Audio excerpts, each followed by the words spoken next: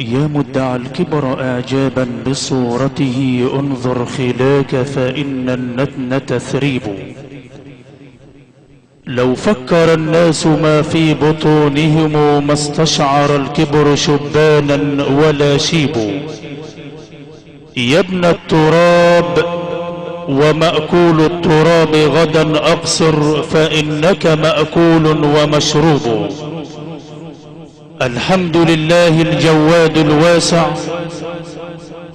الذي لا تخفى عليه الطلائع ولا تضيع عنده الودائع وليس لصنعه صنع صانع. هو للدرجات رافع وللدعوات سامع. أصلي وأسلم على صاحب الخلق الأسمى والمقام المحمود اسمه على باب الجنة مكتوب من أطاعه دخل الجنة ومن عصاه ففي النار مكبوب. أول من تنشق عنه الأرض حيث النجاح أو الرسوب ماء حوضه مسكوب به تتعلق الآمال وإلى مسجده تشد الرحال وبالصلاة عليه تنكشف الكروب. أيها الإخوة المؤمنون، وبعد أن توقف إرسالنا عن هذا المكان نبدأ في بداية الجزء المتبقى في هذه الليلة، وهي ليلة التكريم لراحلنا الكريم المهندس حمدي الفولي عميد عائلة الفولي بقرية الفولي الكبيرة وقرية الفولي الصغيرة مركز ومدينة منشية أبو عمر. لذا مشاركة لعموم العائلة الكريمة ومشاركة للأسرة الكريمة في ليلة تكريم راحلهم الكريم المهندس حمدي الفولي الذي فاضت روحه إلى خالقها جل وعلا في هذه الأيام الطيبة الطاهرة المباركة. لذا برقية عزاء مقدمة من السيد صاحب الفضيلة الموقر شيخ المشايخ العالم الجليل مولانا الشيخ السيد علي شبانة مدير إدارة أوقاف صان الحجر، والذي شرف به هذا المكان وبرفقته كوكبة من كبار علماء وزارة الأوقاف وعلماء الأزهر الشريف، شرف بهم هذا المكان لأداء واجب العزاء لعموم عائلات الفولي بعموم محافظة الشرقية. أيها الإخوة المؤمنون، هيا بنا حتى تدمع العيون وتنشرح الصدور وتطمئن القلوب لنعيش مع دستور الأمة الإسلامية الأسمى الذي يقول فيه القائل حقا لقد وعظ القرآن المجيد ليبدي الدستار عليكم ويعيد فذكر بالقرآن من يخاف وعيدي. لذا فضيلة القارئ الشيخ محمد نصر الطاروطي قارئ الإذاعة والتلفزيون العربي وعضو النقابة العامة للقراء بجمهورية مصر العربية والمقيم بقرية طاروت مركز ومدينة الزقازيق، يتفضل فضيلته مشكورا إلى منصة التلاوة لتكون هذه التلاوة القرآنية المباركة الطيبة ضمن فقرات هذا المقام القرآني، سائلا المولى جل وعلا لقارئنا التوفيق ولي ولحضراتكم حسن الاستماع.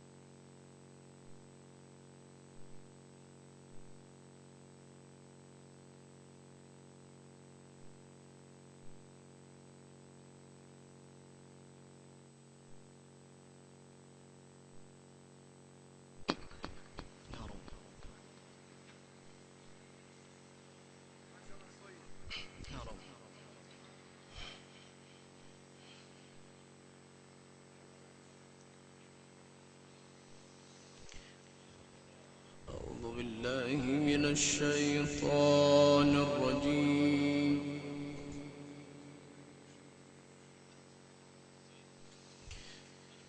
بسم الله الرحمن الرحيم.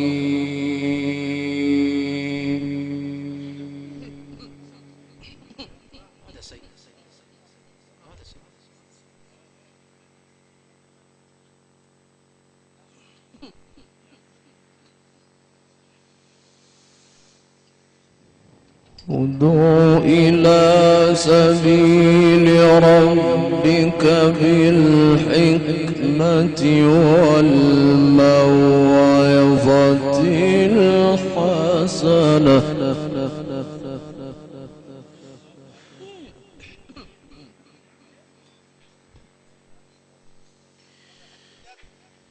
ادع إلى سبيل ربك بالحكمة والموعظة الحسنة وجادلهم بالتي هي أحسن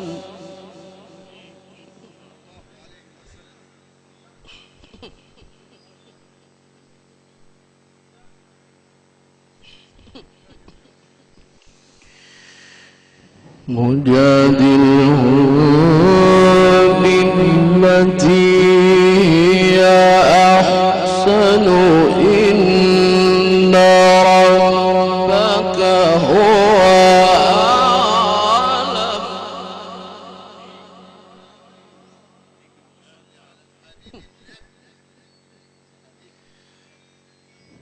إن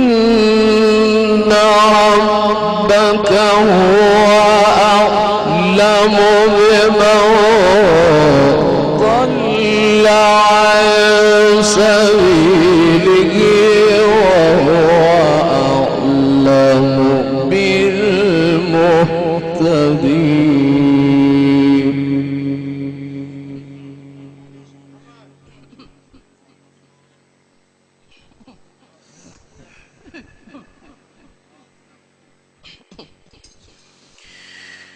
وإن عاقبتم فعاقبوا بمثل ما عوقبتم به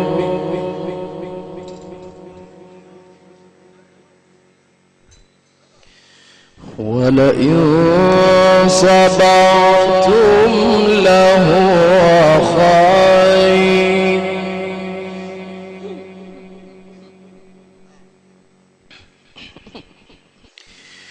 ولئن صبرتم لهو خير للصابرين.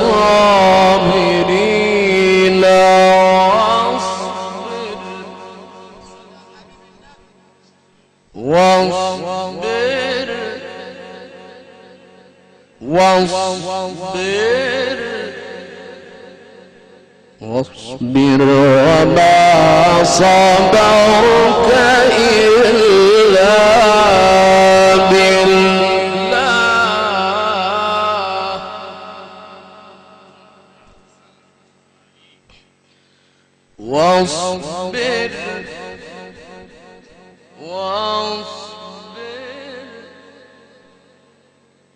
واصبر وما صبرك إلا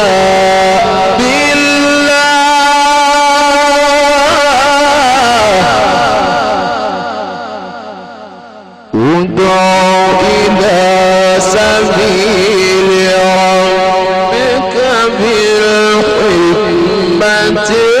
والموعظة الحسنة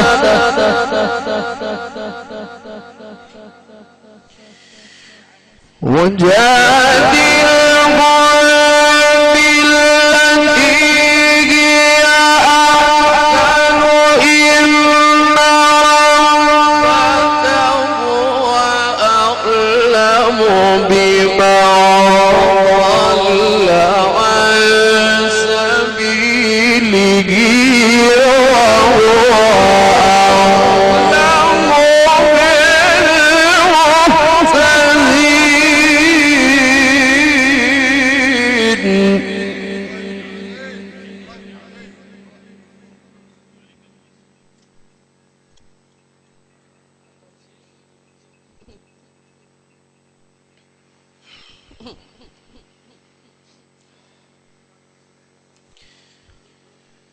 وهو أعلم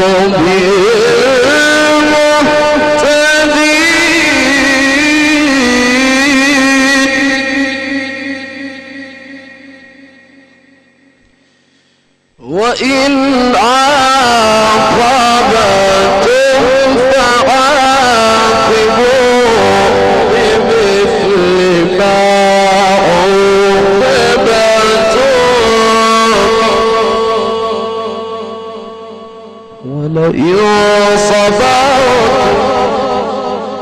ولئن صبرتم لهو خير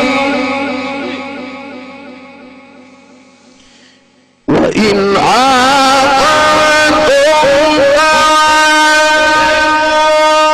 بمثل ما عوقبتم به ولئن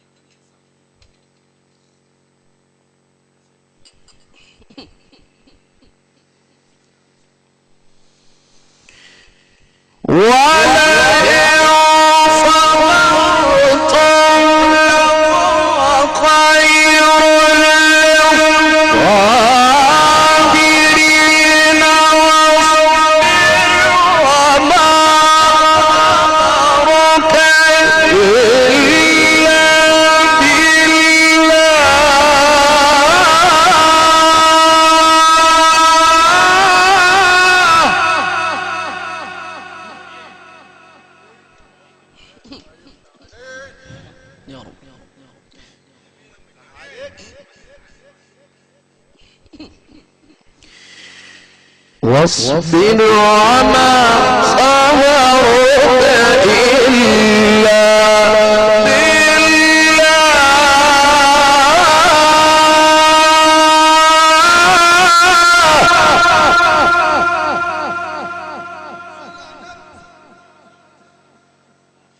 ادع إلى سبيل ربك بالحكمة ادع إلى سبيل ربك بالحكمة والموعظة الحسنة وجادلهم بالتي هي أحسن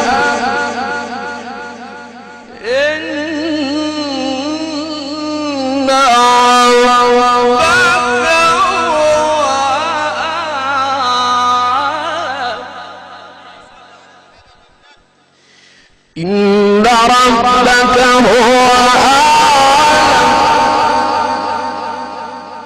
إن ربك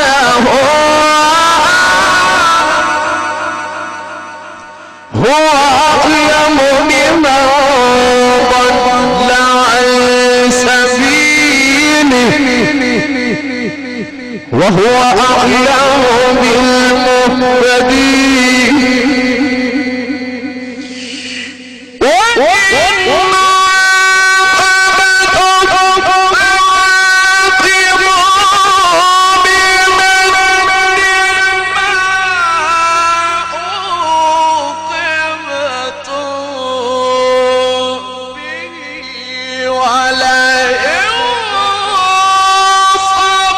صبرتم لكم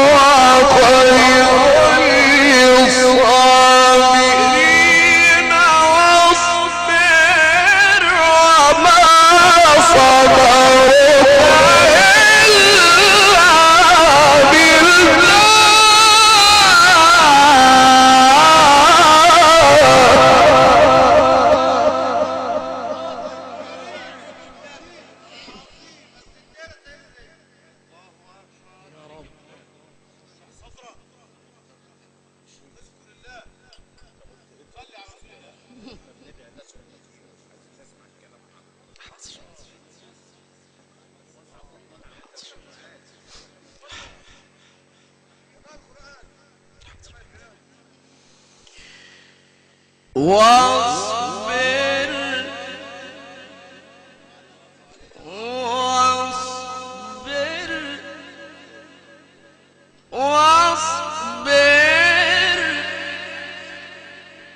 واصبر وما صبرك إلا بالله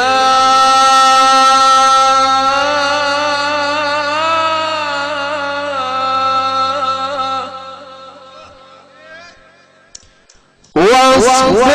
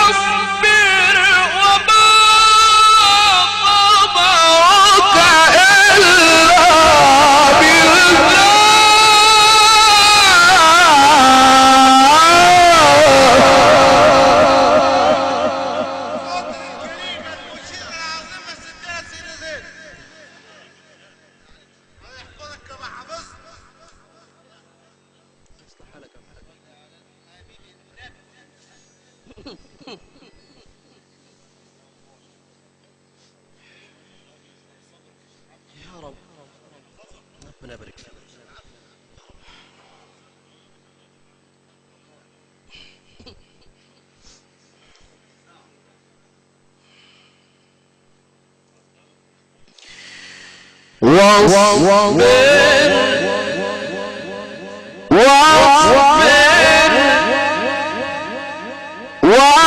واصبر وما صبرك إلا بالله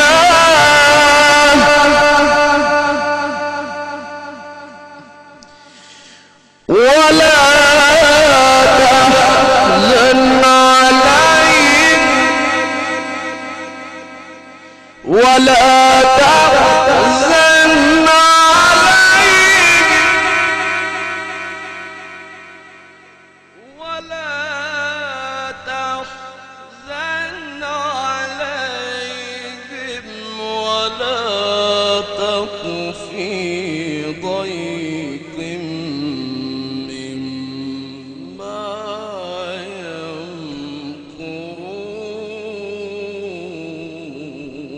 يمكرون إن الله مع الذين اتقوا والذين هم محسنون إن الله مع الذين اتقوا والذين هم محسنون إن الله مع الذين اتقوا والذين هم محسنون بسم الله الرحمن الرحيم سبحان الذي أسرى بعبده ليلا من المسجد الحرام إلى المسجد الأقصى الذي باركنا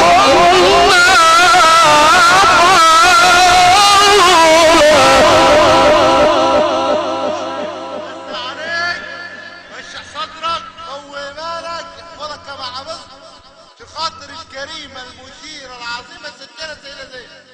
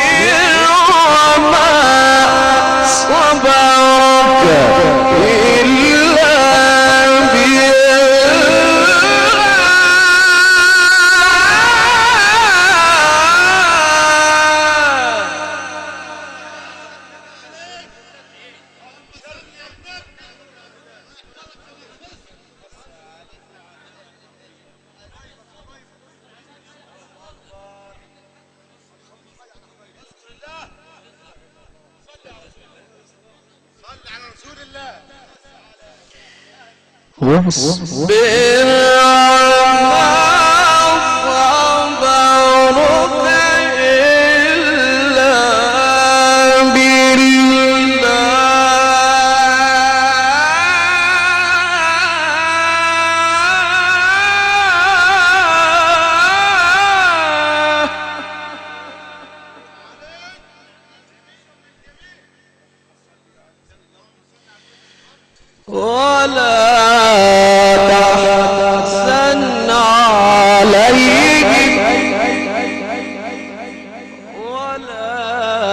تحزن عليه ولا تك في ضيق مما يمكرون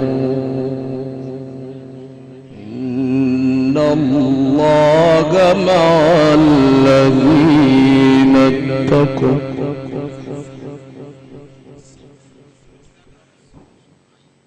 والذين هم محسنون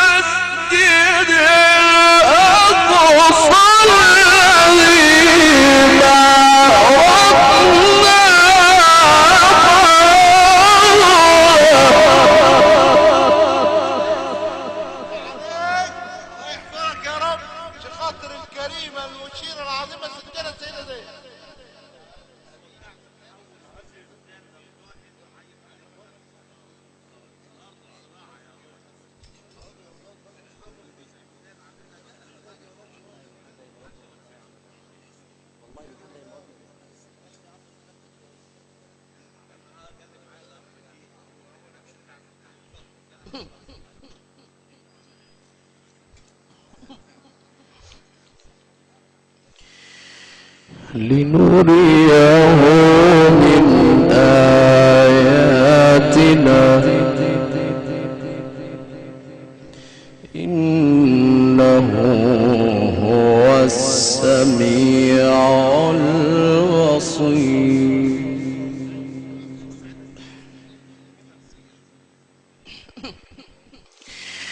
بسم الله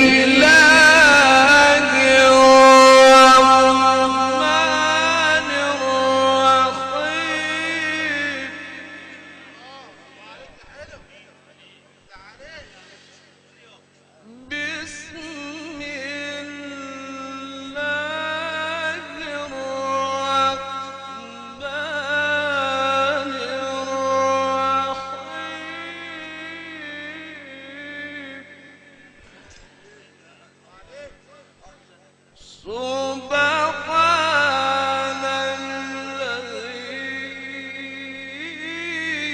أسرى بعبده ليلا أسرى بعبده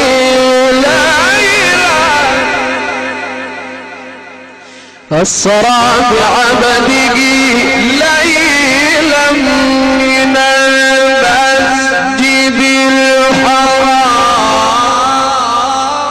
الحرام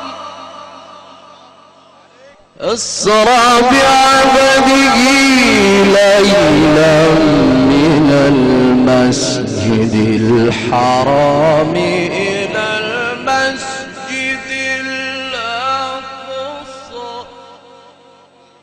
من المسجد الحرام إلى المسجد الأقصى الذي باركنا حوله لنريه من آياتنا إنه هو السميع البصير سبحان الذي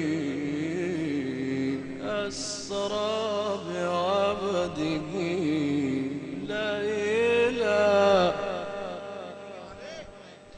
ليلا من المسجد الحرام أسرى بعبده ليلا من المسجد الحرام إلى المسجد الأقصى الذي باركنا حوله لنريه من آياتنا إنه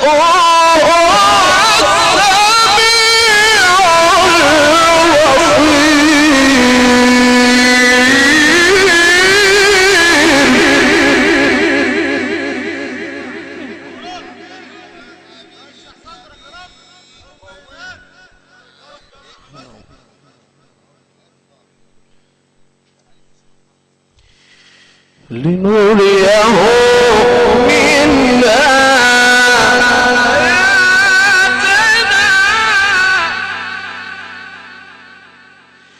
إنه هو السميع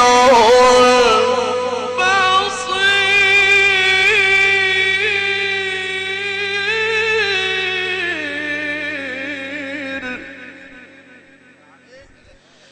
إنه هو السميع البصير أسرى بعبده ليلا من المسجد الحرام إلى المسجد الأقصى الذي باركنا حوله لنريه من آياتنا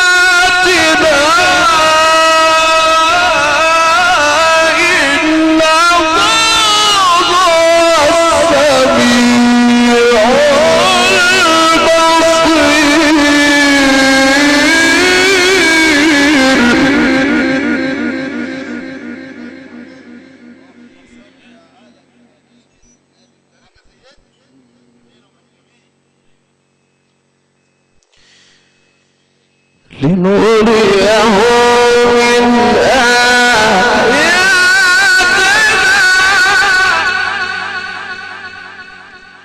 لنريه من آياتنا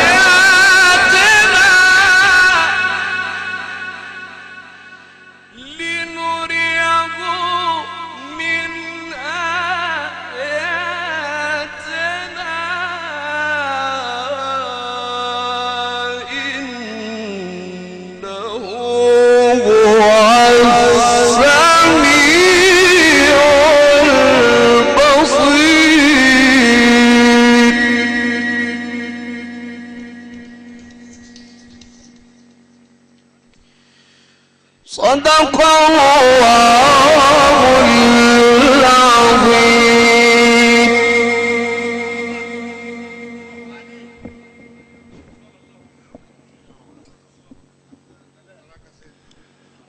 يا رب ليتك تحلو والحياة مريرة، وليتك ترضى والآنام غضاب، وليت الذي بيني وبينك عامر، وبيني وبين العالمين خراب. فإذا صح منك الود فالكل هين، وكل الذي فوق التراب تراب.